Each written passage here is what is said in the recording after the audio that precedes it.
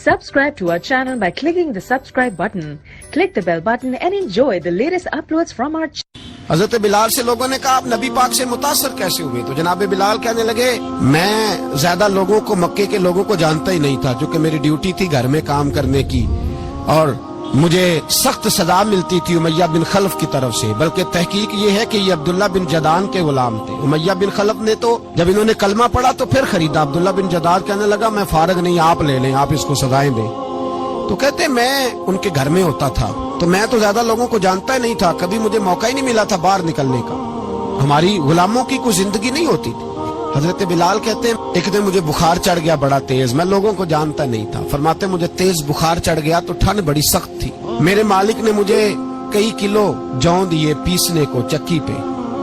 کہتے میں بیمار تھا تو میں نے کچھ دوائی لی جو اس وقت موجود ہوتی تھی، میں نے اوپر لحاف لیا، دودھ پیا تو مجھے نیند آ گئی۔ جب میں سویا تو میرا مالک آ گیا، اس نے آ کر کے مجھے سوئے ہوئے دیکھا تو کھینچ کر کمبل اتارا، رضائی اتاری، لحاف اتارا، کہنے لگا اب تیری سزا یہ ہے کہ تو کھلے میدان میں بیٹھے گا، وہاں چکی پیسے گا، اور دوسری سزا یہ ہے کہ تجھے قمیض پہننے کی بھی اجازت نہیں۔ حضرت بلال کہتے ہیں تیز بخار، ٹھنڈ کا عالم، اور جب میں چکی پیس رہا تھا تو رو رہا تھا۔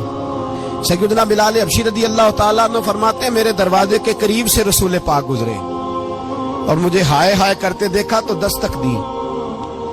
میں نے کہا کون ہے؟ دروازہ کھلے آ جاؤ۔ محبوب اندر آئے تو پوچھنے لگے کیوں رو رہے ہو؟ میں نے کہا جاؤ اپنا کام کرو، یہاں دکھ سارے پوچھتے ہیں مداوا کوئی نہیں کرتا، یہاں باتیں سارے سنتے ہیں، یہاں تقریریں سارے کرتے، حقوق غریباں پر بات سارے کرتے ہیں، مداوا کوئی نہیں کرتا، جاؤ اپنا کام کرو۔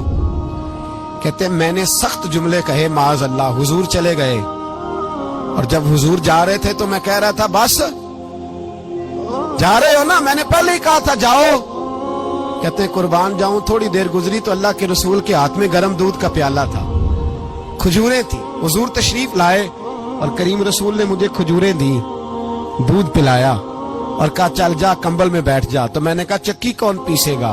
وہ تو بڑا مارے گا۔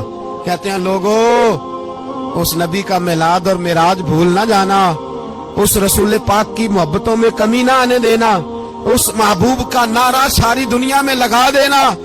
فرماتے ہیں میرے حبیب کے میں قربان جاؤں، مصطفیٰ کریم نے فرمایا تو بیٹھ رضائی میں اور آج تیرے حصے کی چکی میں پیسوں گا۔ کہتے ہیں ساری رات حضور چکی پیستے رہے، ساری رات۔ سویرے میں اٹھا اور میرے حبیب پاک نے مجھے وہ سارا کچھ دیا اور خود چلے گئے۔ اگلی رات پھر آئی تو حضور پھر آ گئے، مجھے پھر رضائی میں لٹایا، دودھ پلایا اور ساری رات چکی پیسی۔ کہتے ہیں بس تیسرے دن حضور چکی پیس کے جانے لگے تو میں نے قدم تھام لیے، میں نے کہا حبیبہ دنیا ساری جھوٹ بولتی ہے، زمانہ سارا غلط کہتا ہے، جو غلاموں کے حصے کا کام کرے وہ اللہ کا سچا رسول ہوا کرتا ہے۔